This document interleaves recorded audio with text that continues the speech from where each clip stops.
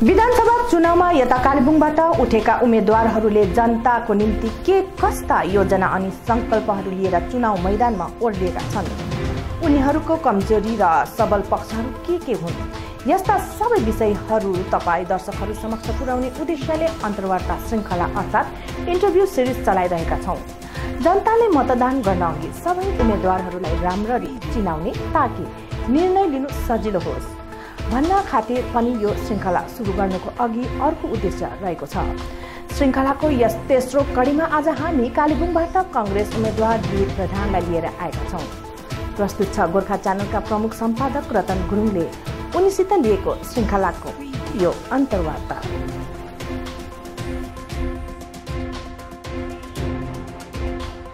नमस्कार। 22 कालेबुङ विधानसभा निर्वाचन समष्टिबाट कन्टेस्ट गरिरहेका विभिन्न उम्मेदवारहरू मध्येमा आज हामीसित हुनुहुन्छ राष्ट्रिय कांग्रेस पार्टीका कालेबुङ प्रत्याशी दिलीप प्रधान। अहिले हामीसित हुनुहुन्छ। उनका के कस्ता मुद्दाहरू छन् अनि इस्युजहरू छन् पब्लिकको निम्ति, जनताको निम्ति, कालेबुङको निम्ति, ती सब कुरालाई लिएर अब हामी चर्चा गर्न गइरहेका छौँ। दिलीपज्यू, तपाईँलाई गोर्खा च्यानलको यो श्रृङ्खला है अन्तर्वार्ता श्रृङ्खला कार्यक्रममा तपाईँलाई स्वागत छ।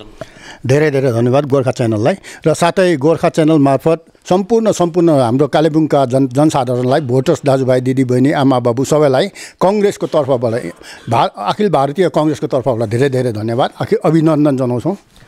राष्ट्रिय पार्टी कांग्रेस पार्टी धेरै लामो शासन गरेको, देशमा शासन गरेको पार्टी हो कांग्रेस पार्टी। तपाईँलाई थाहा छ पश्चिम बङ्गालमा पनि धेरै वाम सरकार आउनुभन्दा अगाडि कांग्रेसकै राज थियो। तपाईँको इस्युजहरू के हो पब्लिकमा जाने है, पब्लिकमा तपाईँ अहिले हुनुहुन्छ, इस्युजहरू के हो? कालेबुङका जनताले भोट कांग्रेसलाई किन दिनुपर्ने? इस्यु भन्दाखेरि सबै न्युज च्यानलका दाजुभाइहरूले प्रायः इस्यु के हो अर्थात् मुद्दा के छ तपाईँहरूको, जनताको अगाडि बोल्नुपर्छ, तपाईँहरूले के अगाडि राख्नुहुन्छ कालिम्पोङ पहाडको लागि भन्ने कुरो उहाँहरूले राख्दैछ। तर मेरो तर्फबाट विशेष गरेर राजनैतिक अहिले जुन चाहिँ वातावरण छ कालिम्पोङ पहाडको मुद्दा देख्छु म त। यति बिघ्न मुद्दा छ कि कुन चाहिँ मुद्दा चाहिँ म तपाईँहरूलाई भन्नु है, यति बिघ्न मुद्दा भएको। त्यो मुद्दा चाहिँ कसरी थुप्यो त अब कालिम्पोङ पहाडमा, दार्जिलिङ पहाडमा मुद्दा चाहिँ कसरी थुप्यो त भन्दाखेरि सबभन्दा पहिला हामीले त्योपट्टि जानु जरुरी लाग्यो।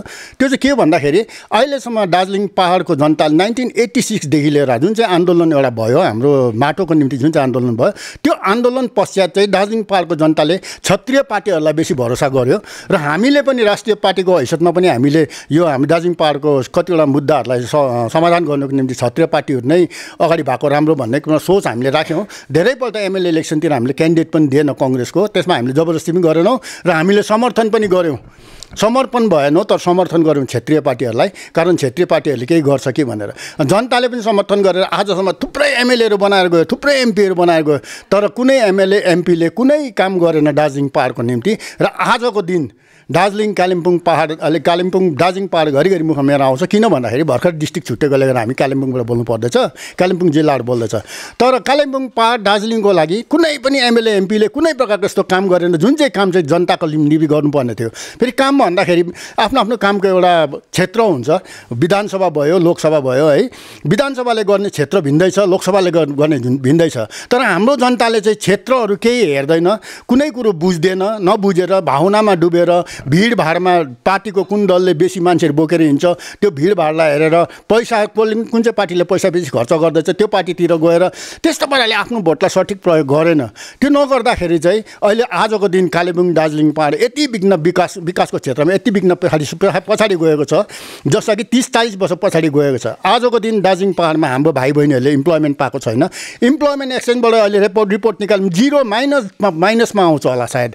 दार्जिलिङ पहाडबाट कुनै इम्प्लोइमेन्ट छैन। हाम्रो भाइ बहिनीहरू स्कुल पढेर, कलेज पढेर, युनिभर्सिटी पढेर जति पनि आउँछन् सबजना बेकारी घरमा, सबजना बेकारी र सानोतिनो 1000, 10,000, 15,000 कामको लागि बाहिरतिर गएर कलकत्ता, बेङ्गलोर, दिल्लीतिर गएर काम गर्नु परिरहेछ। मजदुर इम्प्लोइमेन्ट हाम्रो 0 छ, 1 नम्बर भयो। 2 नम्बर हाम्रो दार्जिलिङ पहाडमा, कालेबुङ पहाडमा कुनै प्रकारको एउटा बिमारी भइदियो भने अलिकति साह्रो बिमारी भएको त भिन्दै कुरा। अहिले सानोतिनो बिमारी हुँदा पनि अहिले हस्पिटल राम्रो छैन, दबाई पानी राम्रो छैन, स्वास्थ्य प्रबन्ध राम्रो छैन। त्यसले गर्दा सिलगढी हामीलाई रेफर गर्छ है। सिलगढी रेफर गरेर जग्गा जमिन बेचेर सिलगढीमा गएर घरको आफ्नो जग्गा जमिन बेचेर सिलगढीमा ट्रिटमेन्ट गरेर पेसेन्ट लिएर आउनुपर्छ। त्यस्तो अवस्था, यहाँ दबाई पानी पनि राम्रो छैन, हस्पिटलको ट्रिटमेन्ट राम्रो छैन, डक्टर राम्रो छैन, ट्रिटमेन्ट गर्ने कुरोहरू राम्रो छैन है। सबै कुरोको दुःख भोग्नु परेको छ। तर यो सबै कुरो गर्नुपर्ने काम चाहिँ विधायकको थियो, तर आजसम्मको विधायकले केही काम गरिदिएन। र अब चाहिँ हामीले के बुझ्यौँ भन्दा अब पनि हामीले क्षेत्रीय दलहरूलाई पर्ख्यौँ भने, क्षेत्रीय दललाई हामीले मौका दियौँ भने र उनीहरूपट्टि लागेर हामीले क्यान्डिडेट दिएनौँ भने दार्जिलिङ पहाड एक दिन भिखारी अवस्थामा आउँछ। दार्जिलिङ पहाड एकदमै डिप्राइभ भएर जान्छ। कालेबुङ पहाड भन्ने कुरा हामीलाई लागेर हामीले यसपालिदेखि हामी जोडतोड गरेर जनतालाई कन्भिन्स गराउने र आफ्नो भोटलाई सठिक रूपमा प्रयोग गरिदिने र उम्मेदवारले चाहिँ केही न केही दार्जिलिङ कालिम्पोङको लागि केही गरोस्, त्यस्तो उम्मेदवारलाई भोट दिनुहोस् भन्ने हामी आह्वान गर्ने। क्षेत्रीय पार्टी माने राष्ट्रिय पार्टीको कुरा गर्नुपर्दाखेरि राष्ट्रिय पार्टी अब पहाडमा अहिले कन्टेस्ट गरिरहेको राष्ट्रिय पार्टीहरूमा एउटा त कङ्ग्रेस तपाईँ आफै भइहाल्यो है, अर्को भारतीय जनता पार्टी, अर्को अहिले नयाँ पार्टी कालेबुङको कुरा गर्नुपर्दाखेरि एनपीपी नै आएको छ। अब यो तिनैवटा मात्रै राष्ट्रिय पार्टीले कन्टेस्ट गरिरहेछ। त राष्ट्रिय पार्टीलाई नै अब पहाडको जनताले रोज्नुपर्छ भनेर तपाईँ भन्नुहुन्छ भनेदेखिको कङ्ग्रेस नै किन रोज्नु? भाजपा पनि त छ, एनपीपी पनि त छ, कङ्ग्रेस नै किन रोज्नु? मिठो प्रश्न हो यो। यो प्रश्नले हामीलाई जहिले पनि झट्टाएर हिर्काउँछ, किनभने राष्ट्रिय पार्टी थुप्रै छ, फेरि सत्तामा अहिले भाजपा पनि छ, त्यसले गर्दा कङ्ग्रेस चाहिँ किन सोध्नु भन्ने कुरोले हामीलाई निकै लाग्छ क्या। त्यो चाहिँ विशेष गरी कङ्ग्रेसलाई किन भन्ने कुरो चाहिँ सर्वप्रथम हिजो अस्तिको आन्दोलन 2017को आन्दोलनलाई लिइहाल्नुहोस् है। र हामीले 3टा MP 2011देखि 3टा MP हामीले दिइसक्यौँ, 2014देखि 3टा MP दिइसक्यो बिजेपीको, जुन चाहिँ बिजेपीको सरकारको अहिले प्रधानमन्त्री आफैले सिलगढीमा आएर घोषणा गरेको त्यो गोर्खाको सपना मेरो सपना भन्दा दार्जिलिङ पहाडको जनता सानो एउटा भावनामा डुबेर खर्लप्पै दार्जिलिङ जम्मै पहाडका जनताहरूले बिजेपीलाई समर्थन गरेको त्यति बेला। किनभने प्राइम मिनिस्टरको क्यान्डिडेटले यस्तो कुरो गर्दाखेरि त मलाई पनि लागेको थियो, मैले पनि समर्थन गरेको थिएँ, हामीले पनि समर्थन गरेँ। भोट त हामीले हालेनौँ, बिजेपीलाई हाल्नु सक्दैनौँ, तर बिजेपीको प्राइम मिनिस्टर क्यान्डिडेट जुन चाहिँ कुरो गरे त्यसमा हामीले एकदम समर्थन गरेका थियौँ। तर आज 3टा MLA दिएर पनि बिजेपीले कुनै काम गरेन। र अहिले भर्खरै त थुप्रो त्यो आलुवालियाको टाइमदेखि नै बिजेपीकै ठुल्ठुलो नेताहरूले, केन्द्रीय नेताहरूले दार्जिलिङ पहाडको जनता चाहिँ गोर्खाहरू जति पनि छ तिनीहरू आन्दोलन, विशेष गरी आलुवालियाले त आन्दोलनकारी नेताहरू सबै नेपालबाट आएको भनेर पहिले भनिदिइसकेको कुरो हो। विजय वर्गीय र हाम्रो दिलीप घोषले पनि विदेशी हो, नेपालबाट आएको भनेर भनेको हो। र हिजो अस्ति पनि विजय वर्गीयले नेपालको जनजातिको मुद्दा, नेपालको जुन चाहिँ जनजातिको मुद्दा थाँतीमा छ त्यसलाई हामी पारित गराउँछौँ भन्ने कुरो गऱ्यौँ। भनेपछि दार्जिलिङ पहाडको गोर्खाहरूलाई नेपालको बनाएर बोल्यो। र भर्खरै फेरि अमित शाहज्यूले, गृहमन्त्रीले पनि भन्यो गोर्खाल्यान्ड हाम्रो उसमा छैन, कन्सेन्टमा छैन, गोर्खाल्यान्ड हाम्रो उयोमा छैन भन्ने कुरो गर्यो। भनेपछि बिजेपी गोर्खाहरूमाथि इमान्दार छैन भन्ने कुरो स्पष्ट भयो। त्यो कुरोले गर्दा केन्द्रीय नेताहरूलाई जुन चाहिँ इच्छा र आकाङ्क्षाको लागि, सपनाको लागि गोर्खाहरूले भोट दिएको थियो बिजेपीलाई, त्यो बिजेपीले अहिलेको टाइममा नकार्दैछ, यो होइन भन्दैछ भनेदेखि उनीहरू हाम्रो माथि एउटा इमान्दार छैन गोर्खाहरूमाथि भन्ने कुरो दार्जिलिङ पहाडको जनताले, कालेबुङको जनताले बुझ्नुपर्छ। र अर्को बिजेपीको अर्को कुरो के म भन्न चाहन्छु भन्दाखेरि बिजेपी सरकारमा हुँदा हाम्रो MP दार्जिलिङबाट पठाएको MP आलुवालियालाई MP बनाएको टाइममा ठुलो आन्दोलन भएको थियो। यहाँनिर 2017को आन्दोलन, ठुलो आन्दोलन भएको थियो। त्यति बेला दिदीले, हामीलाई बङ्गालको सरकार दिदीले दार्जिलिङ पहाडलाई जताततै लथालिङ्गै पारेको थियो। फायरिङ गरेर धरपकड गरेर दुनियाँभरको काम गर्दाखेरि दार्जिलिङ अँध्यारो बनाएको बेलामा हाम्रो MPले एक शब्द बोलिदिएन दार्जिलिङ पहाडको लागि, र दार्जिलिङमा आएर एक शब्द बोलिदिएन, आइदिएन। र कुनै प्रकारको केन्द्र सरकारले कुनै प्रकारको ट्राइपार्टाइट टकहरू अथवा दार्जिलिङको समस्यालाई समाधान गर्नुपर्छ अथवा दार्जिलिङको अवस्थालाई, अहिलेको जुन चाहिँ स्थिति छ त्यो स्थितिलाई अलिकति डाउन गर्नुपर्छ भन्ने कुरो सोचेर कहिल्यै ट्राइपार्टाइट टक गरेन। उल्टा गृहमन्त्री घरिघरि बङ्गालमा आउँदै ममता ब्यानर्जी चिफ मिनिस्टरज्यूलाई भेटेर यहाँ आन्दोलन चलिरहेको भेट्दै 1 घन्टा 2 घन्टा बात गरेर फर्किँदै जान्थ्यो। त्यति बेला ऊ फर्केर गएको बेलामा उल्टा डरलाग्दो सिचुएसन क्रिएट भएर जान्थ्यो दार्जिलिङ पहाडमा ममता ब्यानर्जीद्वारा। त्यो भन्नुको तात्पर्य चाहिँ हामीले के बुझ्यौँ भन्दा गृहमन्त्रीले आएर उल्टा ममता ब्यानर्जीलाई तपाईँले जे गर्नुहुन्छ गर्नु, तर आन्दोलन चाहिँ दबाउनुपर्छ भन्ने कुरोलाई जोड दिएको जस्तो हामीलाई लाग्यो। र त्यस्तो अवस्थामा बिजेपी गोर्खाहरूमाथि इमान्दार छैन, त्यसले गर्दा बिजेपीलाई भोट दिनु, र तृणमूल पनि गोर्खाहरूमाथि इमान्दार छैन भन्ने कुरो त 2017को ज्वलन्त उदाहरण दिन्छौँ हामी। यत्रोजना शहीद भयो, धरपकड भयो, घर ध्वंस भयो है, अन्धकार भयो पहाड। त्यो सबै कुरालाई दिएर यसपालि जनताले भोट चाहिँ दुईटा पार्टीलाई कसरी भोट हाल्नुपर्छ मेरो त प्रश्न हो। जनतालाई कसरी भोट दिनुहुन्छ? बिजेपीलाई जसले हामीलाई यस्तो अवस्था देखायो, तृणमूल TMCलाई कसरी भोट दिनुहुन्छ? TMCले भर्खरै यस्तो घटना घटायो दार्जिलिङ पहाडको जनसाधारणमाथि। र मेरो त प्रश्न दार्जिलिङ पहाडको जनतामाथि कसरी चाहिँ भोट दिनुहुन्छ? कुन चाहिँ मुटु हृदयले तपाईँहरूले साँचेर उहाँहरूलाई भोट दिनुहुन्छ भन्ने उल्टा प्रश्न मेरो। त्यस कारण क्यान्डिडेटको हैसियतमा म जनतालाई आह्वान गर्छु, सचेत भोट हाल्नुहोस्। अहिलेसम्म कुन चाहिँ पार्टीले, कुन चाहिँ नेसनल पार्टी, राष्ट्रिय पार्टीले दार्जिलिङ पार्कलाई सोचेको छ, काम गरेको छ, त्यो विषयमा म अलिकति भन्छु। कांग्रेस जब सरकारमा थियो त्यति बेला पनि आन्दोलन भएको थियो। 86 को आन्दोलन, 2011 को आन्दोलन भएको थियो, 2007 को आन्दोलन भएको थियो। त्यो आन्दोलन कांग्रेस सरकार हुँदाखेरि अहिलेको नेताहरूलाई सोद्धा हुन्छ, भर्खरैको हर्कबहादुर छेत्रीहरू भयो, विमल गुरुङ, विमल पन्थीहरूलाई सोद्धा भयो। 13 पल्ट ट्राइपार्टाइट टक हाम्रो शिवराज पटेलले पीताम्बरमले 13 पल्ट ट्राइपार्टाइट टक बोला, 13 पल्ट ट्राइपार्टाइट टक गरिसकेर लास्टमा जिटिएको समाधान भएको हो। र घिसिङको टाइममा पनि थुप्रै बुट्टा सिंह आफै हो, गृहमन्त्री आफै दार्जिलिङ आएर घिसिङलाई भेटेर, स्वर्गीय घिसिङलाई भेटेर युनियन टेरिटोरीको समाधानको निम्ति, दार्जिलिङ पहाडको समस्या समाधानको निम्ति कांग्रेस गभर्मेन्टले युनियन टेरिटोरीको प्रस्तावहरू घिसिङलाई राखेर गएको। हाम्रो बुट्टा सिंहले आएर, स्वर्गीय राजीव गान्धीले पठाएर गरेर गएको। तर त्यति बेला के कस्तो सिचुएसन त्यो के थियो त्यो पछि मिटिङतिर, पब्लिक मिटिङतिर हामी राखेर गएको। भनेपछि कांग्रेसको टाइममा कांग्रेसले धेरैपल्ट ट्राइपार्टाइट गर्यो, दार्जिलिङको समस्या समाधान गर्ने बहुत प्रयास गर्यो। र पहिलो प्रयासमा डिजिएससीमा समाधान भयो, सेकेन्ड प्रयासमा जिटिएमा समाधान भयो। र अहिले जनताले भन्दैछ फेरि गोर्खाल्यान्ड त कांग्रेसले पनि त दिएन नि भन्ने कुरा गर्दैछ। तर यसमा हाम्रो के भन्नु छ भन्दाखेरि आन्दोलनकारीहरूको शीर्ष नेताहरू ट्राइपार्टाइट टकमा जान्छन्, शीर्ष नेताहरूसित, केन्द्रीय मन्त्रीहरूसित भेटेर उनीहरूले एउटा त्यहाँनिर गएर आर्गुमेन्ट भएर तिनीहरूले कुनै कुरोमा हस्तक्षेप गरेर आउँछन्, हस्ताक्षर गरेर आउँछन्। आन्दोलन गर्ने नेताहरू जब ट्राइपार्टाइट टकको लागि गएर बोलिदिनेहरूले उहाँ बोलेर गोर्खाल्यान्डको मात्रै 1 पोइन्ट डिमान्ड गोर्खाल्यान्डको लागि मात्रै बोलेर आएको भएदेखि आज गोर्खाल्यान्ड भइसक्ने थियो। तर गोर्खाल्यान्ड माग जाने नेताहरूले उहाँ गएर डिजिएससीमा साइन गरेर आउँछ, घरि जिटिएमा साइन गरेर आउँछ भने त दिनेको भन्दा त दिनेको त दोष आएन जस्तो मलाई लाग्यो। माग्नेकै है माग्नेकै दोष भन्ने कुरो मैले बुझेँ। ठिकै छ, माफ गर्नु होला। ठिकै छ, तपाईँले 1986 देखिको कुरा गर्नुभयो। 86 देखिको अहिलेसम्मको जुन पहाडवासीले जति पनि एउटा सङ्घर्ष गरे, आन्दोलन गरे है, त्यो सङ्घर्षमा दुईवटा उपलब्धि पहाडवासीले पाए। पहिलाको डिजिएससी, अहिलेको जिटिए, दुइटै कांग्रेसको सरकार भएको कालमा पाएको, कांग्रेसले दिएको भनेर भनौँ न है। राइट, ओके, मैले मानिलिएँ नि त। तर ठिकै छ नि, त्यो विगतको कुरा भयो। तर आजको तारिकमा न त केन्द्रमा कांग्रेस एउटा बलियो पोजिसनमा छ, एउटा सरकार बनाउने पोजिसनमा छ है। अहिले पनि तपाईँको 50-55 तपाईँको एमपिजहरू लिएर बसिरहेको छ है। अनि त्यस्तै प्रकारले बङ्गालमा झन् अब कांग्रेस अत्यन्तै तल, तेस्रो नम्बरको उयसमा पनि अब छैन आजको तारिकमा है।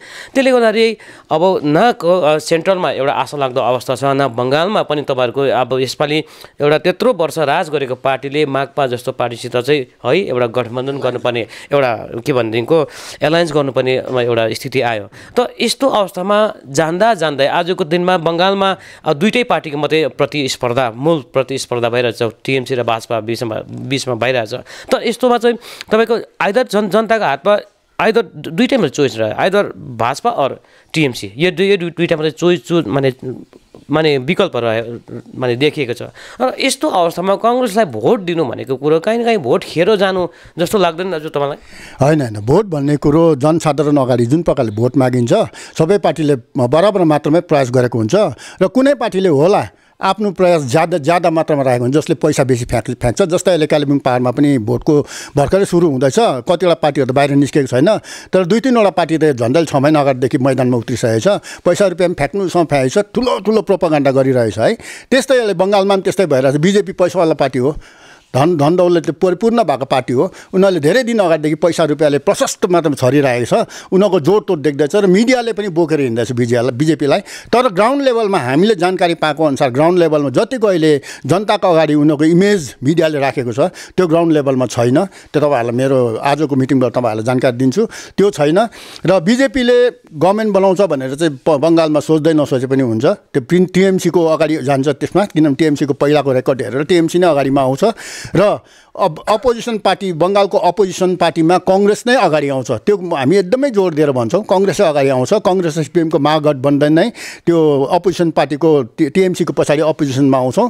र त्यस्तो सिचुएसन यदि इभिएमको चमत्कारहरू त्यो पनि भइरहेको कुरो हो, त्यसलाई पनि नकार्नु सक्दैन। इभिएमको कुरा त नगर्नु होला। जब है काङ्ग्रेसले जित्छ इभिएम राम्रो, जब काङ्ग्रेस हार्छ इभिएम फेरि नराम्रो, त्यो चाहिँ अब इस्यु रहेन होइन। यस्तो नि त्यो म भन्नुभयो त्यस्तो खाले कुनै चमत्कार भइदियो भनेदेखिलाई भोलिको दिनमा बिजेपीको अलिकति सिट बेसी भइदियो भने बिजेपीको सिट बेसी हुन्छ भन्नुको मतलब टिएमसीको सिट अलिकति घट्नुपट्टि आउँछ र त्यस्तो घट्यो भने पनि टिएमसीकै सरकार बनिन्छ बङ्गालमा। काङ्ग्रेस र मलाई जति पनि विश्वास छ काङ्ग्रेस र सिपिएमको जुन गठबन्धन छ त्यसले पनि ममता ब्यानर्जीले सपोर्ट माग्छ र गभर्मेन्ट चाहिँ ममता ब्यानर्जीकै बनिन्छ, बिजेपीको गभर्मेन्ट चाहिँ बनिँदैन। ममता ब्यानर्जीको गभर्मेन्ट बनिनुमा काङ्ग्रेस र तपाईँको माकपाको जुन गठबन्धन छ यसले पनि सहयोग गर्न सक्छ। त्यो सिचुएसन आउनु सक्छ फ्युचरमा। त्यो किनभने एउटा साम्प्रदायिक दललाई सत्तामा बस्नु नरोक्नुको लागि पनि यस्तो काङ्ग्रेस चाहिँ साम्प्रदायिकको विरोधमा हो, जाति धर्मको राजनीति जसले गर्छ त्यसको विरोधमा चाहिँ काङ्ग्रेस पार्टी हो, सिपिएम पार्टी हो। त्यसले गर्दा काङ्ग्रेस र सिपिएमले चाहिँ धर्म र साम्प्रदायिक विषयमा जसले राज गर्छ, जातिको उसमा राजनीति गर्छ, तिनीहरूको विरोधमा नै लड्नुको लागि, तिनीहरूलाई बस्नु नदिनुको लागि चाहिँ ममता ब्यानर्जीलाई सपोर्ट गर्नु पनि बेर लाउँदैन भन्ने कुरा हाम्रो विचार, हाम्रो आफ्नो एउटा विचार हो है। त्यस्तो दिन पनि आउँछ तर बिजेपी चाहिँ कुनै हालतले पनि बङ्गालको सत्तामा बस्दैन र सेकेन्ड अपोजिसन बलियो काङ्ग्रेस नै बस्छ अथवा सरकारमा आयो भने पनि कोअलिसन गभर्मेन्टमा काङ्ग्रेसले सपोर्ट गरेकै हुन्छ। त्यस्तो अवस्थामा आउँछ र बङ्गालमा काङ्ग्रेस कमजोर भयो भन्ने कुरो आउँदैन, त्यस्तो हामीलाई लाग्छ। अच्छा एउटा कुरा बताइनुहोस्, ठिक छ तपाईँले क्षेत्रीय पार्टीको पनि तपाईँले विरोध गर्नुभयो, क्षेत्रीय पार्टी आजको दिनमा टिएमसीको अब धुर्वामा उभिएको छ, टिएमसीको खेमामा छ। गोर्खा जनमुक्ति मोर्चा 1 होस् 2 होस् है, तपाईँको टिएमसीको के भन्छ गठबन्धन एउटा सपोर्टमा छ है। त्यस्तो प्रकारले अर्कोतिर भारतीय जनता पार्टी त उनीहरूको त आफ्नै बातौर अफिसियल चिन्हमै सिम्बलमा मैले क्यान्डिडेट उठेको छ। काङ्ग्रेसको मूल प्रतिद्वन्दी भनेको चाहिँ को हो? बिजेपी अनि उसका एलायन्स हो या त टिएमसी या उसका एलायन्स हो? हाम्रो काङ्ग्रेसको अहिले पश्चिम बङ्गालमा काङ्ग्रेसको मूल प्रतिद्वन्दी चाहिँ हामी बिजेपीलाई चाहिँ हामी एकदमै सत्तामा आउनु नदिने, बिजेपीको घोर विरोध गर्ने, हामी हुला दसेर विरोध गर्ने बिजेपीलाई हामी एकदमै जित्नु नदिने पक्षमा। र सेकेन्ड उसमा आउँछ टिएमसीलाई पनि हामी एकदमै जित्ने नदिने पक्षमा, किनभने काङ्ग्रेस आफ्नो पार्टी हुँदा हामीले अहिले भन्नुहुन्छ टिएमसीसित हामी गठबन्धन गरेर सरकार बनाउँछौँ भनेर भन्नु, सरकार बनाउने पक्षमा त्यो सिचुएसन आयो भने बिजेपीलाई रोक्नुको लागि त्यो सिचुएसनमा आउनु सक्छ। तर अहिलेको जुन चाहिँ त्यो अहिले हामीले त्यही कुरा अहिले गऱ्यौँ त टिएमसीलाई डाइरेक्ट सपोर्ट गर्दा पनि भयो, क्यान्डिडेट नदिँदा पनि भयो। तर हाम्रो जोड छ, हामी पनि काङ्ग्रेस सत्तामा आउनु सक्छौँ भन्ने हाम्रो जोडमा चाहिँ हामी उम्मेदवारी दिएर हामी लडिरहेका छौँ है। त्यसमा भोलिको दिन त्यो सिचुएसन आउनु सक्छ। त्यो जति बेला चाहिँ साम्प्रदायिक तागतलाई रोक्नुको निम्ति चाहिँ टिएमसीसित पनि हाम्रो गठबन्धन हुनसक्छ है भन्ने चाहिँ एउटा सबै पोलिटिकल पार्टीहरूले सायद सोचेको होला होइन। जति पनि जनसाधारण छ, जो पोलिटिकल माइन्डेड जनसाधारणले पनि यही कुरो सोचेर राखेको होला। त्यो कुरो मेरो तर्फबाट पनि स्पष्ट गरेको। र क्षेत्रीय पार्टीको विरोध कसरी गर्छु किन भन्ने कुरोमा आउँदाखेरि तपाईँको प्रश्न, यो प्रश्न एकदम इम्पोर्टेन्ट थियो, किनभने क्षेत्रीय दलहरू पनि छ यहाँनिर है, जसले चाहिँ टिएमसीको सपोर्टमा भोट जितेर गयो भने भोलिको दिनमा टिएमसीलाई सपोर्ट गर्छ भन्ने कुरो स्पष्ट भइसकेको छ। र अब तिनीहरूकोबाट चाहिँ कस्तो खालको पारेर लड्नुहुन्छ तपाईँहरू भन्ने कुरामा विशेष गरेर क्षेत्रीय दलहरू जुन छ यहाँनिर अहिले क्षेत्रीय दलमा बलियो भने गोजमुमो 1 र 2 हो। अरूलाई त गन्तीमा नल्याए पनि अरू त खेताला जस्तो भइसकेको छ। जिएनएलएफहरू त खेताला भयो बिजेपीको है, पैसा थापे बस्यो है, उनीहरूलाई क्यान्डिडेट छोडिदियो। त्यस्तो पाराले आफ्नै गोर्खा जिएनएलएफको क्यान्डिडेट जिएनएलएफको मान्छे पनि बिजेपीको टिकटमा उठिरहेछ, प्रवक्ता चाहिँ जिएनएलको भइरहेछ। त्यस्तो उटपटाङ भइरहेछ। उनीहरूलाई त राजनीतिक पार्टीको उसमा नराख्दा पनि हुन्छ जस्तो लाग्यो। र क्षेत्रीय पार्टीमा अहिले बलियोमा गोजमुमो 1 र 2 हुन्छ। 1 र 2 को आफ्नै एउटा विभिन्न प्रकारको आफ्नै झगडा चलिरहेछ, त्यसमा हामी नजाउँ, त्यो व्यक्तिगत कुरा उनीहरूको। र अब उनीहरूसित कस्तो पाराले लड्नुपर्छ भन्दा हिजोको एमएलए त गोजमुमोको हो नि, गोजमुमो 1 र गोजमुमो 2 को एमएलए हो नि। अहिले पो 2 भाग भयो, तर एमएलए त हाम्रो सरिता गुरामा त उनीहरूको हो। र अबको इलेक्सनमा यदि तिनीहरू मैदानमा उत्रेर जनतालाई भोट माग्छ भने त उनीहरूले त आफ्नो उपलब्धिहरू देखाउनु पऱ्यो नि। आफ्नो 5 वर्षको काममा मेरो एमएलएले के काम गर्यो, कहाँ काम गर्यो, के उपलब्धि विकासको कामहरू गर्यो, कति भाइ बहिनीहरूलाई इम्प्लोइमेन्ट दियो, कहाँनिर सरकारी हस्पिटलहरू बनायो, स्कुलहरू बनायो, यो कुरो स्पष्ट रूपले देखाउनु पऱ्यो जनतालाई। र जनताले बुझ्नु पऱ्यो यो गोजमुमोको क्यान्डिडेटले साँच्चै नै काम गरेको छ, अब हामीले गोजमुमोलाई भोट दिनु आवश्यक छ भन्ने कुरो सोच्नु पऱ्यो। त्यही कारण जनतालाई हामी बारम्बार आह्वान गरेको चाहिँ भावनामा नडुब्नुहोस्, पैसाको प्रलोभनमा नलाग्नुहोस्, जनताको भिडभाडलाई हेरेर राजनीति नगर्नु, भोट नहाल्नुहोस्। हौसरी भोट हाल्दा चाहिँ आजको दिन जुन चाहिँ पहाड भएको छ, अहिले मैले भन्दैछु नि, खोकी लागेको ज्वरो आएको बिमारी अलिकति सिरियस भएको हस्पिटल लग्यो भने सिलगढी रेफर गर्छ। त्यो अवस्थामा आइसकेको छ हाम्रो दार्जिलिङ। नानीहरू क्लास 12 10 पढिसकेर बाहिर निक्लेपछि कालेबुङमा राम्रो स्कुल छैन भने सिलगढी जानुपर्छ। एजुकेसनमा दार्जिलिङ पहाड, सिलगढी, कालेबुङ चाहिँ वेस्ट बेङ्गाल मात्रै नभएर भारतवर्षमा सबैभन्दा ठुलो जग्गा थियो, एजुकेसन हब थियो दार्जिलिङ। कालिम्पोङलाई एजुकेसन क्षेत्रमा मानेको जग्गाहरू हो। आज दिनदिनै यो एजुकेसन दार्जिलिङमा खतम भएर गयो। दार्जिलिङ पहाडको हामी सिलगढी जस्तो जग्गालाई, सिलगढी जस्तो जग्गामा हाम्रो नानीहरूलाई पठाउनुपर्छ है। इम्प्लोइमेन्टको विषयमा हेर्नुहोस्, सब जग्गामा डिप्राइभ भएर बसेको छ। यही एमएलएहरूको कारणले गर्दा हाम्रो जनताको भोट सठिक रूपमा नगएर भावनामा डुबेर, पैसाको लोभमा डुबेर, जनताको भिडभाड देखेर भोट हालेको कारणले गर्दा हाम्रो जनताले चाहिँ आफ्नो भोट सठिक रूपमा प्रयोग नगरेर आजको दिन दार्जिलिङ पहाडको अवस्था, कालिम्पोङ पहाडको अवस्था यस्तो भएको हो। र अबको भोटमा चाहिँ दार्जिलिङ पहाडले अघिको दिनलाई फेरि नदोहोऱ्याउँ र भोलिको दिनलाई चाहिँ राम्रो होस् भनेर, भोलिको दिन चाहिँ दार्जिलिङ पहाडमा, कालिम्पोङ पहाडमा एउटा विकासको घाम लागोस् भन्ने कुरालाई सोचेर भावनामा नडुब्नुहोस् र आफ्नो मान्छे पनि नहेर्नुहोस्।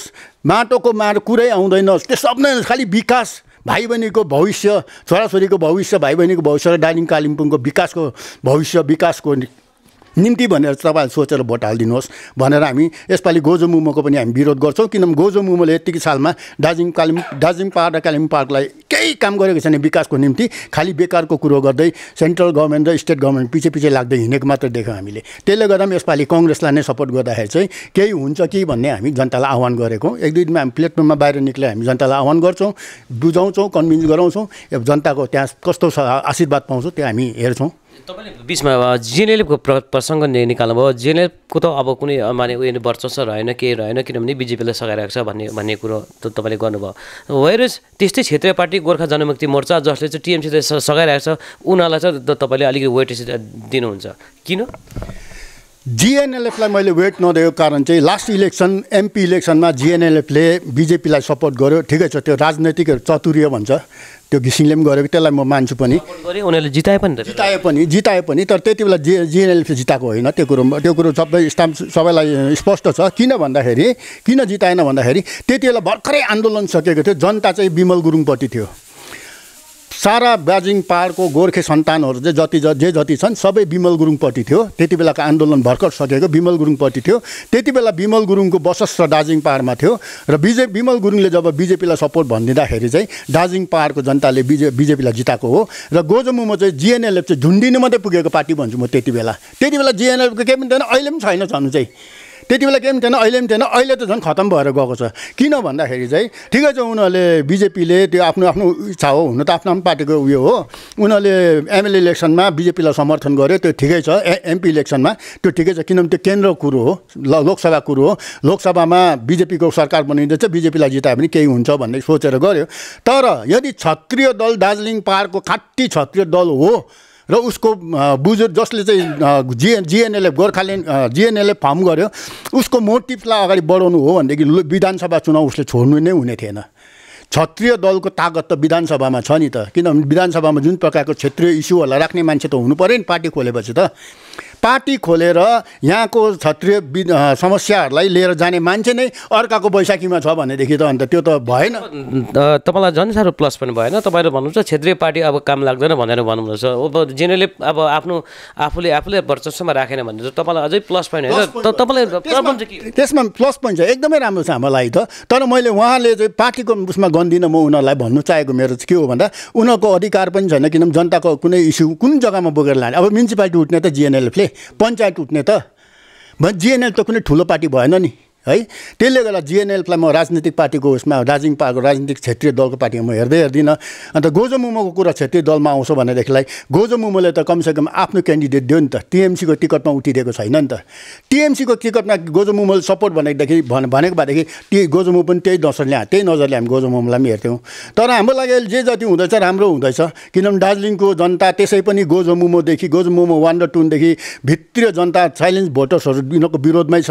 बिजेपीले बिजेपीले जुन प्रकारले धोका दियो दार्जिलिङ पहाडको गोर्खा नेताहरूलाई अन्धविश्वासमा राखेर है झुटो आश्वासन दिएर झुटो उसमा राखेर धर्म र जातपातको राजनीति गरेर है र त्यसले गर्दाखेरि दार्जिलिङको साइलेन्स भोटर जति पनि छ पहाडको उनीहरू बिजेपीको विरोधमा छ भन्ने कुरोमा हामीलाई थाहा छ है। फेरि यो बिजेपीले जुन प्रकारले धर्मको राजनीति मात्रै नभएर अब धर्मको राजनीति कुरा गर्दा अब ठुलो मन्दिर बनाउने जय श्रीराम हाम्रो भाइ बहिनी भोकै छ घरमा पढालेखा भाइ बहिनीहरू प्रत्येक घरमा ग्रेजुएट बसिसकेको छ।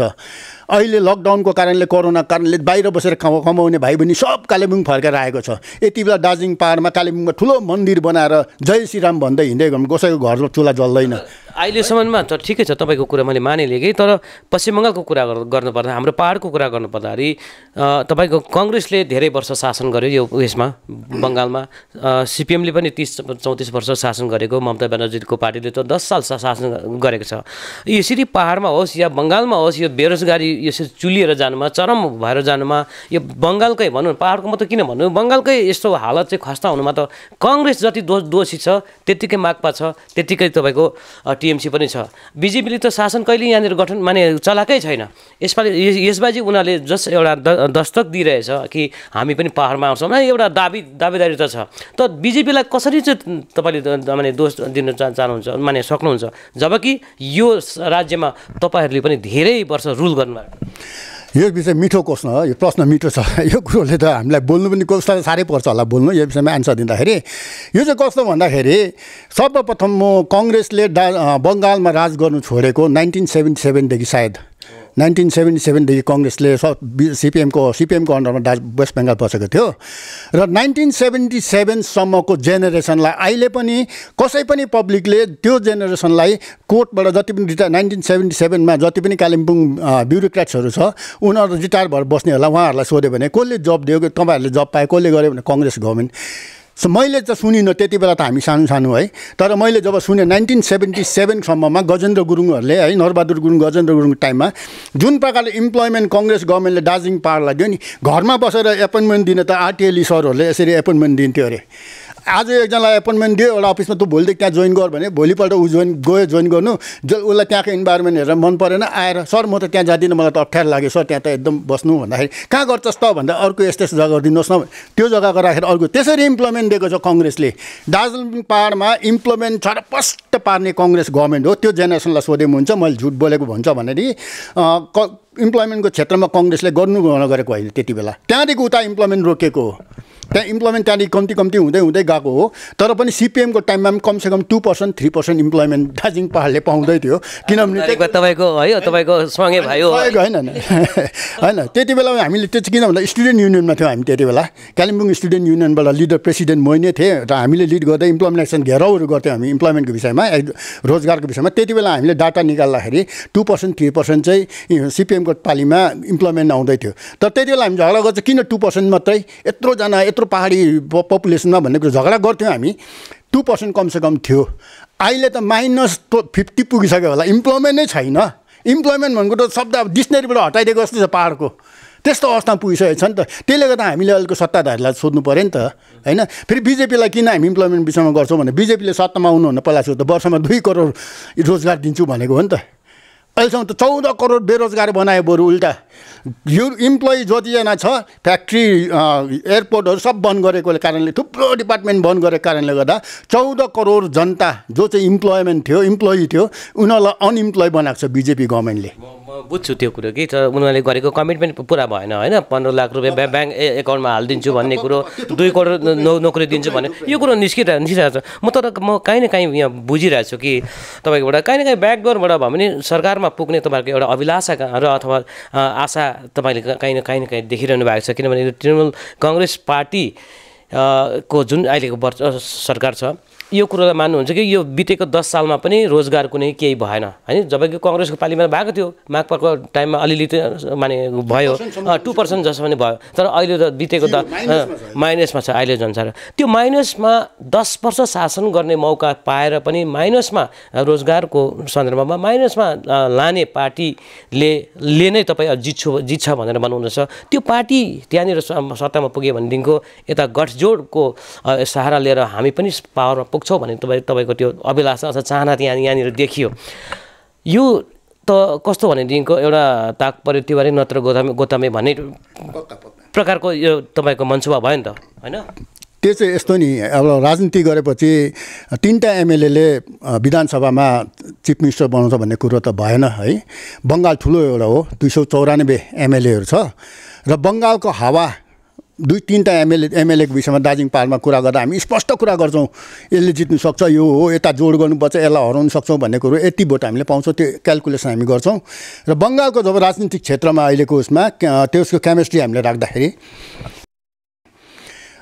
टिएमसीको सत्ताधारी पार्टी, टिएमसीले काम गरिएको छ बङ्गालमा, सत्ताधारी पार्टी, उनीहरूको एमएलए धेरै छ र जुन प्रकार पोलिटिकल वेभ छ बङ्गालभित्र, दार्जिलिङ पहाडलाई छोडेर बङ्गालभित्र जति पनि पोलिटिकल वेभ छ, त्यो वेभलाई हेरेर हामीले स्पष्ट कुरा, राजनीतिक स्पष्टता दिनुपर्दा, इमान्दारितापूर्वक हामीले प्लेसमेन्ट गर्नुपर्दा साँच्चै नै टिएमसीको अलिकति जोड छ त्यसमा भन्ने कुरो त स्पष्ट भन्नु पऱ्यो। झुटो कुरो अगाडि गरेर भोलिको दिन त्यो झुटो भोलिकै दिन स्पष्ट भन्नु त त्यो राम्रो होइन। त्यसले गर्दा हामीले त्यो स्टाइलमा त्यो कुरोमा हामीले गरेर भनेको भोलिको दिनमा टिएमसीले गभर्मेन्ट फर्म गर्छ भन्ने। तर टिएमसीले गभर्मेन्ट फर्म गर्दै पनि अवस्था यस्तो आएको छ अहिले, टिएमसी बिजेपी विरोधको जुन हावा बगेको छ र कङ्ग्रेस सिपिएमको गठबन्धनको जुन चाहिँ कुरा चल्दैछ त्यसले धेरै मात्रामा हाम्रो एमएलएहरू बढ्नेछ र सायद सत्तालाई हलाउनु सक्ने, अपोजिसनमा हलाउनु सक्ने खालके सरकारमा आउँछ भन्ने जस्तो हामीलाई लागेको कुरो। अन्त्यमा यति मात्र यसलाई अझै तपाईँले स्पष्ट गरिदिनुहोस्, बङ्गालमा यसपालि पनि टिएमसीको सरकार आउँछ भनेर एकातिर तपाईँ भन्नुहुँदैछ, फेरि जनतालाई भोट कङ्ग्रेसलाई दिनु भनेर तपाईँ भन्नुहुँदैछ, के भन्नु? कङ्ग्रेसलाई भोट दिनु भने मैले टिएमसीको सरकार आउँछ भन्ने कुरो जुन प्रकारले मैले भने इमान्दारितापूर्वक भन्नुपर्दा, त्यो अब कङ्ग्रेसलाई भोट दिनु भने कङ्ग्रेस पनि पछाडि छैन है, अलिकति जनतामाथि अगाडि कोसिस गरेर अलिक जनताले हामीलाई साथ दियो र टिएमसी र बिजेपीको जुन प्रकारको जनतामाथिको अत्याचार, शोषण, दमन नीति जुन प्रकार छ त्यो जनताले भोटेर इमान्दारितापूर्वक यदि भोट कास्ट गऱ्यो भने, सठिक भोट कास्ट गऱ्यो भने कङ्ग्रेसको पनि क्षेत्र बङ्गालमा नराम्रो छैन है। जुन प्रकार टिएमसीले सरकार बनाइहाल्यो भने कङ्ग्रेस पनि त्यहाँ पुग्न सक्छ भन्नु? एकदम टिएमसीले पनि सायद कङ्ग्रेसलाई सरकार बनाउनलाई कङ्ग्रेसलाई समात्नु पर्छ जस्तो पनि लाग्छ कोही बेला है, त्यस्तो अवस्था पनि आउँछ। र अपोजिसनमा बस्नु पऱ्यो भने विधानसभामा कङ्ग्रेसै आएर अपोजिसनमा बस्नु पऱ्यो भने एउटा बलियो विपक्षको रूपमा चाहिँ कङ्ग्रेस नै हुन्छ जस्तो मलाई लाग्छ। र विपक्षमा बस्ने बलियो विपक्ष दलले पनि धेरै काम गर्नु सक्छ, जुन चाहिँ काम सत्ताले गर्नु सक्दैन त्यो काम विपक्षले पनि गर्नु सक्छ विधानसभामा जस्तो मलाई लाग्छ। अन्त्यमा है यो गरौँ, 2019को लोकसभा चुनावमा बिजेपी भर्सेस अल एउटा सिनेरियो भएको थियो, तपाईँलाई थाहा छ। ब्रिगेडमा पनि ममता ब्यानर्जी लगायत 22-23वटा पार्टीको उम्मेदवार उयोहरू तपाईँको है अन्त नेताहरू त्यहाँ आएको थियो है, उनीहरूले एकसाथ गठजोड गर्ने त्यो भएको थियो। त्यो गठजोड माने थर्ड फ्रन्ट त्यो सम्भव भएन है। यसबाजी पनि पश्चिम बङ्गाल राज्य विधानसभाको चुनावमा पनि कहीँ न कहीँ बिजेपी भर्सेस अल, म तपाईँको कुराबाट यही देख्दैछु, एकातिर टिएमसी छ, सरकार आयो भने राम्रो, बिजेपी भन्दा चाहिँ टिएमसी राम्रो भन्नुको मतलब हो कहीँ न कहीँ तपाईँहरू पनि टिएमसीको पछाडि लामबद्ध हुनुहुन्छ, टिएमसी, माकपा, कङ्ग्रेस अघि यी तपाईँहरूको एकतिरमा माने यहाँ बङ्गालमा पनि बिजेपी भर्सेस अल नै यो देखिँदैछ। यो विपक्षीहरूको कङ्ग्रेसको, टिएमसीको, माकपाको यो अवस्था किन भयो? यो त उनीहरूको कर्मले गर्दा होइन? कर्मले गर्दा भन्दा पनि बिजेपीले 2014मा सत्तामा जुन पाराले आउनु पर्यो आयो है, एक नम्बर उनीहरूको ठुलो ताकत थियो हिन्दुत्वको विषयमा, राम जन्मभूमिको कुरामा त्यो एउटा झुटो कुरो एकदमै अगाडि ल्यायो। फेरि झुटो यति बिघ्न झुटो कुरो जसमा कि मेरो फ्यामिलीबाट पनि ब्याङ्कको एकाउन्टहरू खोल्यो है, 0 ब्यालेन्स ब्याङ्क एकाउन्ट 15 लाख हालिदिन्छु भन्ने है, 2 करोड जनतालाई हामी वर्षपछि नोकरी दिन्छु भन्ने, डिजिटल इन्डिया बनाउँछु भन्ने है, अन्त थुप्रो सपना त थुप्रो देखाए। त्यो सबै चाहिँ कुनै सरकारले गर्नु सक्दैन, साँच्चै नै राम राज्यको सपना थियो त्यो। र जनता त्यति बेला कतै नयाँ एक मौका दिउँ न त, कतै नयाँ यो आयो भने यो पार्टी साँच्चै यो काम गऱ्यो भनेदेखि सबै घरमा 15 लाख दियो भने त सबै घर धनी भयो त।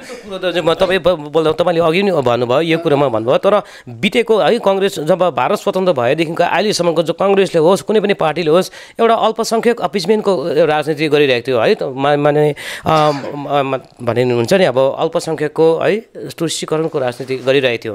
बिजेपीले त्यसैमा अर्को आयो, उनीहरूले बहुसङ्ख्यक अब अपिसमेन्टको राजनीति गरिरहेको कहीँ न कहीँ देखिँदैछ। त्यही भएर त तपाईँको केन्द्रीय नेता है राज्य तपाईँको राहुल गान्धीलाई पनि म जनउधारी ब्राह्मण हो भन्नु परेको थियो 2019को लोकसभाको इलेक्सनमा होइन, कहीँ न कहीँ उनीहरू मुस्लिम तुष्टिकरणको आरोप त लाग्दै आएको, त्यस्तै आरोप टिएमसी पार्टीलाई पनि लाग्दै आइरहेको छ। आजको तारिकमा मुख्यमन्त्री ममता ब्यानर्जीले चण्डीपाठ गर्नु परिरहेको अवस्था है, सरस्वती पूजामा घन्टी हल्लाउनु परेको अवस्था है, हिजो आएर जनसारको आफ्नो गोत्रो पनि बताउनु परेको अवस्था, यो कहाँबाट आयो भनेर भन्दाखेरि जुन बिजेपीले जुन एउटा बहुसङ्ख्यक अपिसमेन्ट भनौँ न है, बहुसङ्ख्यकको कार्ड उनीहरूले जब खेल्यो तब नै उनीहरूले जब अल्पसङ्ख्यकको जसले राजनीति यो तुष्टिकरणको राजनीति खेलिरहेको थियो है, चलिरहेको थियो, त्यो चाहिँ एउटा उजागर भयो। कमसेकम बिजेपीले यो देशमा यो तुष्टिकरणको अल्पसङ्ख्यक तुष्टिकरणको राजनीति जुन भइरहेको थियो बितेको दशकौँ देखिको, त्यो त यसपालि बिजेपीले भत्ताभुङ्गे पारिदियो। यसै कारण नै तपाईँहरूलाई राजनैतिक अस्तित्वको सङ्कट आइरहेको यो मान्नुहुन्छ कि मान्नुहुन्न? राजनैतिक अस्तित्वको सङ्कटको कुरामा त यहाँनिर डरलाग्दो भइरहेको छ। राजनीतिक अस्तित्वको सङ्कटको कुरा किन भन्दाखेरि भारतवर्ष एउटा धर्मनिरपेक्ष देश हो, सेकुलर देश हो, धर्मनिरपेक्ष देश हो है। यहाँको संविधानले धर्मनिरपेक्ष यसमा म हिजो मात्र ममता ब्यानर्जीले मुख्यमन्त्री ममता ब्यानर्जीले सबै पार्टीलाई चिठी लेखेर अब हामी एक हुनुपर्छ भनेर एउटा चिठी लेखेको कुरो त तपाईँले अन्त अहिले त भारतवर्ष खतरामा छ त बिजेपीको, त्यो त जनताले बुझ्नुपर्छ त। किनभने भारतवर्ष खतरामा कि विपक्षी खतरामा? भारतवर्ष खतरामा छ, किनभने संविधान हो नि भारतवर्षको सबभन्दा ठुलो त संविधान हो नि। संविधानले भारतवर्ष चल्छ नि त। संविधानलाई अलिकति यताउति जुन प्रकारले जुन भारतवर्षको जनसाधारण जातपात धर्मले लिएर जुन प्रकारले अम्बेडकरज्यूले जुन संविधान बनायो सबैलाई समेटेर सबैको न्याय होस् भनेर संविधान तयारी भएको छ नि त। भोलिको दिन त्यो संविधानबाट एक पाटा निकालेर धर्मको विषयमा बहुसङ्ख्यकको पक्षमा जान थाल्यो भने होइन, जातको धर्ममा बहुपक्षको जान थाल्यो भने त संविधान लथालिङ्गे भने त भोलिको दिन त्यहाँ मारकाट खुन खराबा यहाँ त खुनको खोला बग्छ नि त, जहीँ त अशान्ति सुरु हुन्छ नि त। भन्नुको मतलब भारतवर्षलाई बचाउनुको लागि पहिला सुरु हामीले संविधान बचाउनुपर्छ। अम्बेडकरज्यूले लेखेको संविधानलाई बचाउने कोसिस गर्नुपर्छ। त्यो संविधानको अहिलेको सरकारले संविधानको हाक्काहाकी त्यसको विरोध गरिरहेको, संविधानको धज्जी उडाइरहेको छ। त्यस्तै प्रकारले संविधानको अर्को कुरो मैले बिजेपीको घोर विरोध गरेको कारण र टिएमसीलाई लाइटली सपोर्ट गरेको जस्तो मैले बोल्दाखेरि देखेको जस्तो मलाई सपोर्टै होइन सपोर्ट मैले लाइटली गरेको जस्तो। त्यो चाहिँ किन भन्दाखेरि सबभन्दा ठुलो सङ्कट किनभने काङ्ग्रेस भनेको त टिएमसीको त माइत घर हो होइन, त्यो कुरा होइन। उहाँले आफ्नो इच्छा हो, उहाँले अब काङ्ग्रेस छोडेर अहिले आफ्नो पार्टी बनाएको हो।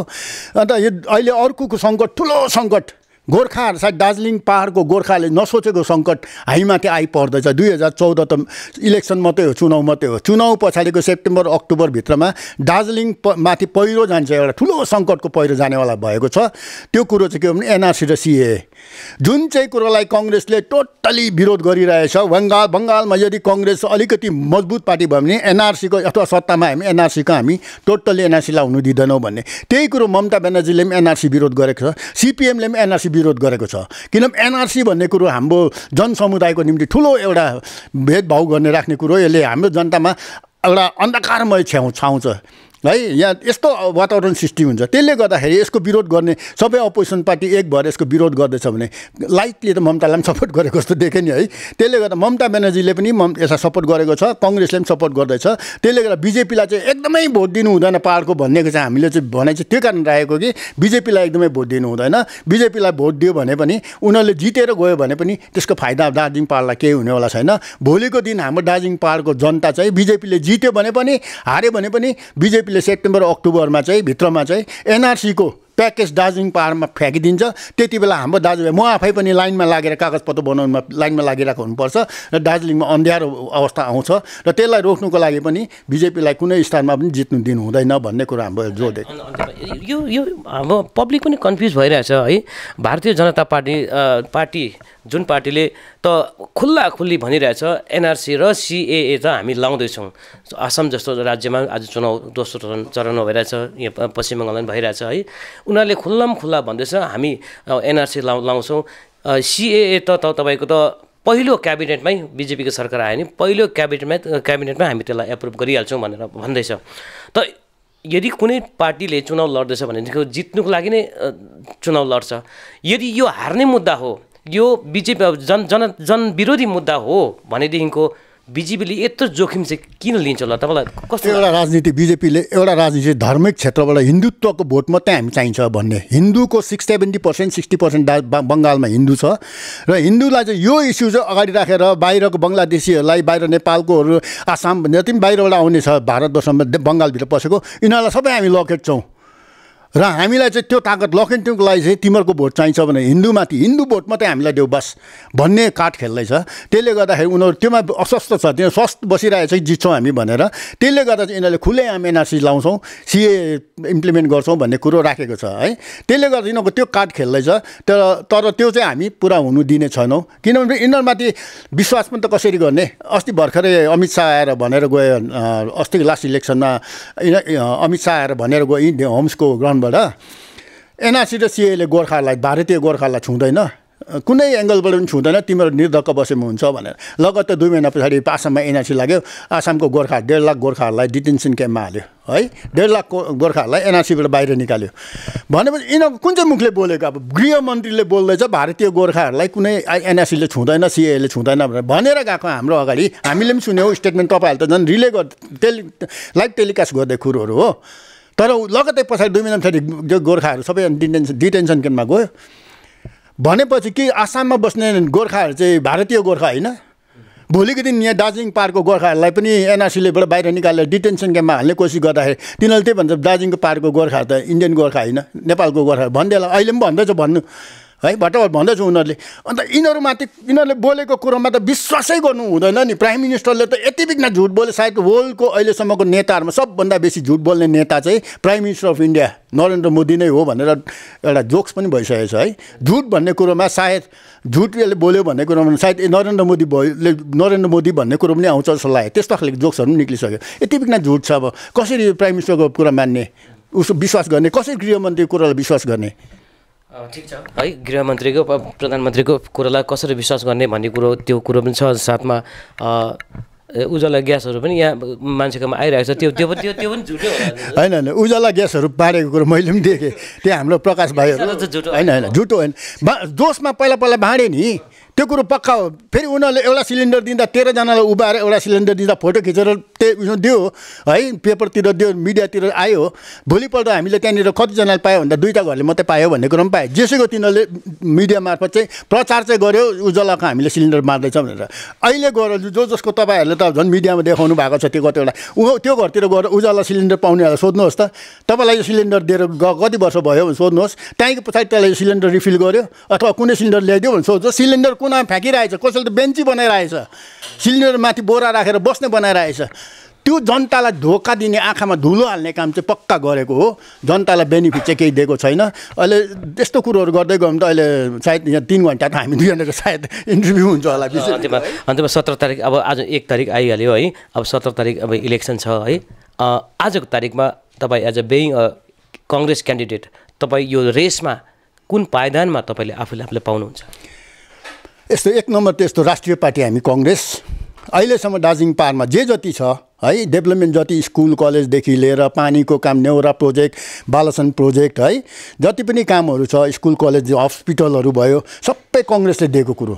इभन जिटिए डिजिएससी सबै कुरो कङ्ग्रेसले दिएको, त्यो जनतालाई थाहा छ। डेभलपमेन्ट कुरो मिरिक झिलसम्म पनि दार्जिलिङले कङ्ग्रेसले दिएको। नेपाली भाषाले मान्यता पनि कङ्ग्रेस गभर्मेन्ट पालीमा दिएको है। र कङ्ग्रेस गभर्मेन्टको पालीमा जे जति दियो त्यहाँदेखि यता केही पनि भएको छैन। त्यसले गर्दा त्यो कुरो हामी जनताको अगाडि राख्छौँ। र नेसनल पार्टी हाम्रो सिम्बल कहिले कुनै घरबाट सिम्बल हराएको छैन। सायद हातको सिम्बल भन्ने बित्तिकै कुनाको बस्तीको मान्छेहरूले पनि कङ्ग्रेस है, कङ्ग्रेस रहेछ यो यसपालि आएको छ भन्ने कुरो उहाँहरूलाई थाहा छ। र घर घरमा पुग्ने कोसिस चल्दैछ, प्रयास गर्दैछौँ। र प्रचार प्रसार राम्रो भयो भने र जनताले कङ्ग्रेस पनि उठेकै छ भन्ने सायद भन्ने चाल पायो भनेदेखि पक्का हामीले जनताको विश्वास हामी पाउँछौँ जस्तो लागेको छ। यहाँ हुनुहुन्थ्यो दिलीप प्रधान, कङ्ग्रेस प्रार्थी कालेबुङ निर्वाचन समष्टिबाट। अर्को पालि अर्को उम्मेदवारलाई लिएर तपाईँहरूको समक्षमा आउनेछौँ। अहिले त भनेदेखिको नमस्कार।